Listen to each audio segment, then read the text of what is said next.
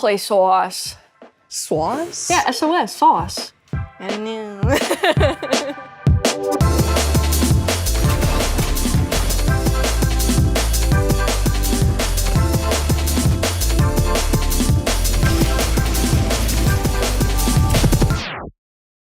This is Athena Dye, our resident yapper, bloodthirsty girly, and technical designer. So this is Natalie Pellman. She's yapper number 2. And she's our senior concept artist here. This is Chad. He's one of our very talented back-end engineers. And this is Colton. He's an engineer on, when I say seekers, I mean like the characters that you are controlling and moving around the maps. I think the way that I would describe our game is like if League's presentation kind of met Dark and Darker and Tarkov's gameplay loop. A lot of our controls, camera, and characters are going to be familiar for players who play games like League or Dota, but those who are familiar with the extraction genre, games like Tarkov and such, might find themselves being pushed a little bit in the pace because it's a lot more brawlery. We pull a lot of inspiration from games like Battlerite, but the stakes of extraction is still there, so if you make a mistake, you might be punished for it.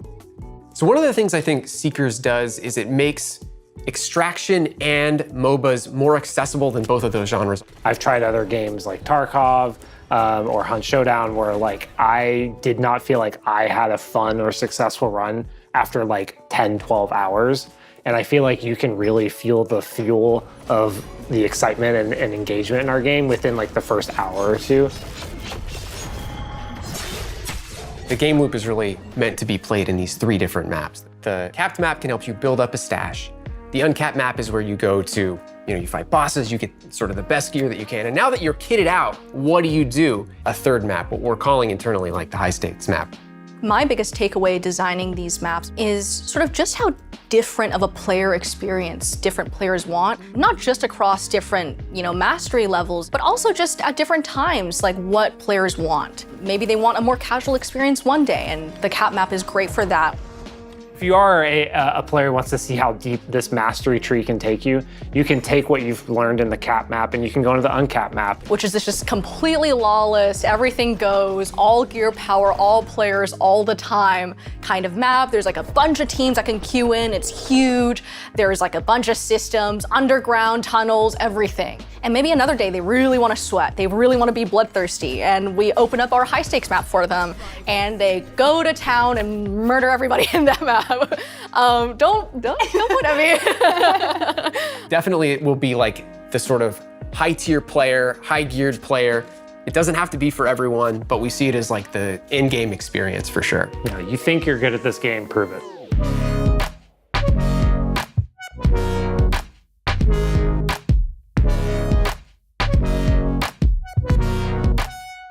I think as we've looked away from RPGs and MMOs and turned our gaze towards MOBAs and PvP games and other extraction games, that we've really started to shift a little bit the way that we've been making Seekers and designing Seekers. We thought the game was going to be way more PvE focused at first and more about sneaking around and avoiding other players, really similar to other extraction games.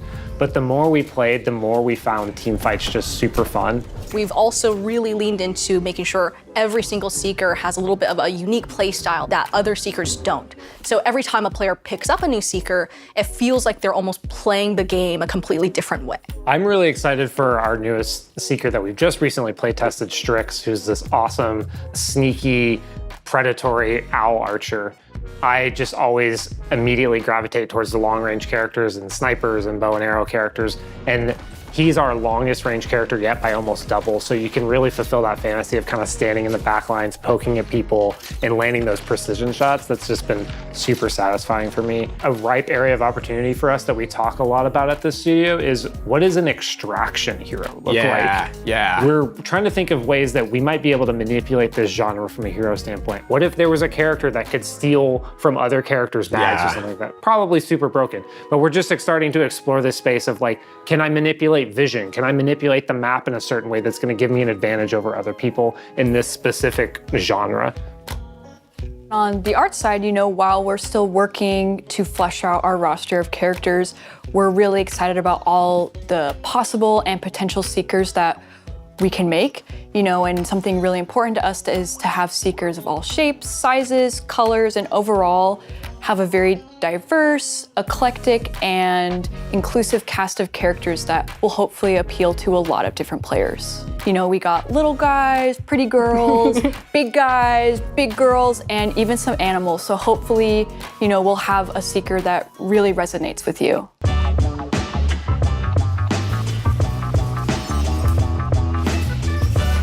I'm most excited for just getting players in for longer sessions. We have been doing limited tests so that we could be really focused on like one map or one new Seeker. And this will be an opportunity for us to open it up for longer and really see like what that full core loop is instead of being really focused on one thing that we're testing.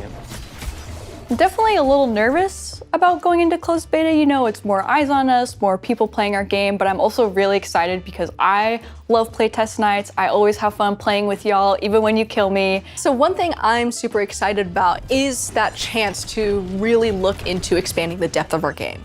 More Seekers, more maps, more everything. Sort of crafting out this meta with the players together.